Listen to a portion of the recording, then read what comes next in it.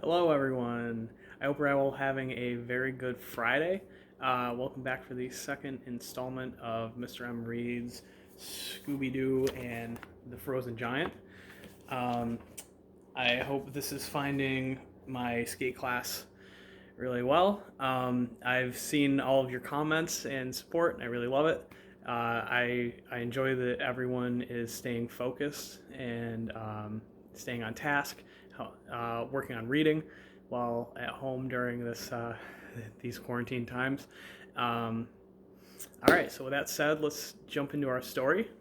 So today we have chapter 2, um, and it looks like it starts off with a bang because the first picture we have is the gang with the ice giant up on the mountain. All right. Zoinks! Shaggy cried, hiding behind Scooby Doo. Well, that was strange, Fred said. What was it? Daphne asked. It must have been the snow, Velma said, shaking her head. The way the snow was swirling and blowing, it almost looked like there was a creature up on the ridge. Reacher? Scooby said. I'm sure it was nothing, Fred reassured them. Just a trick of the wind. Sorry, I had to pause for a second. My dog might be coming over to say hello. Hey, little guy. Okay. I'm sure it was nothing, Fred reassured them. Just a trick of the wind. As the gang stood there, staring up into the snowy hills, a woman in a thick snowsuit and big furry boots bounded up to them. Enjoying the snowfall, are you? She shook paws with Scooby. Welcome. I'm Nora Malone, the developer of this glorious winter village. I hope you're looking forward to the ice carnival. Here she is, Miss Malone, one of our new characters. Hello, Miss Malone, Fred said. He shook her hand. I'm Fred. This is Daphne, Velma, Shaggy, and Scooby Doo. Scooby who? Miss Malone said with a laugh. It's a pleasure to meet you all.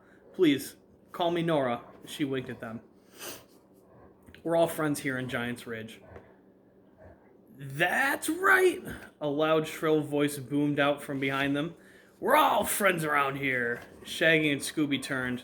They saw a tall woman wearing a sleek black overcoat. The woman narrowed her eyes at Nora and gave her a cold smile. Nora, I hope we will still be friends after everyone realizes that this sad little village is nothing compared to Hooperman's resort.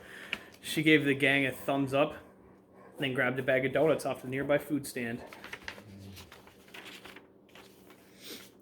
Hooperman's resort, Shaggy asked. My resort is the best place on earth, the woman said. At Hooperman's, you don't have to worry about frozen giants. As the woman laughed and walked away, Nora rolled her eyes. Don't mind Isabella, she said. She owns Hooperman's resort, which is just a few miles away. She's upset that we're opening Giant's Ridge for business.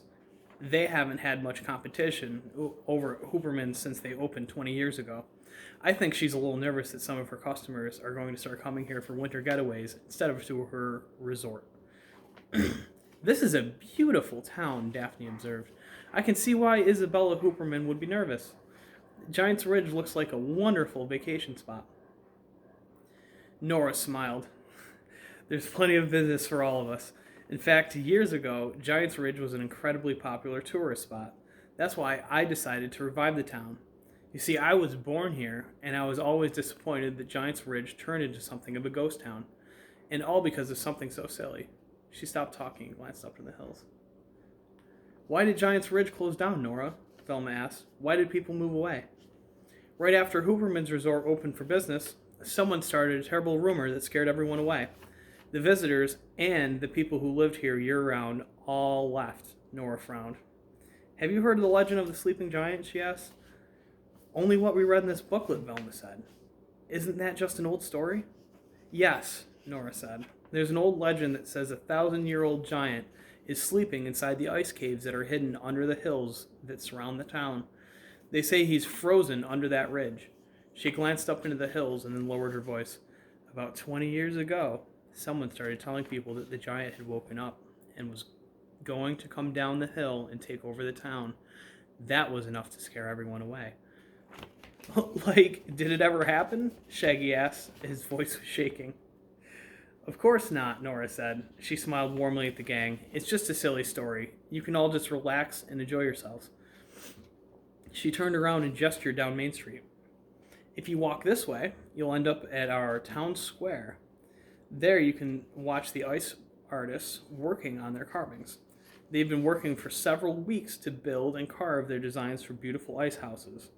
Tomorrow we'll have a prize ceremony to choose the best house. The winner will be awarded $50,000. Like, that's a lot of cash, Shaggy said, his eyes wide. Is it too late for me to build a house out of ice?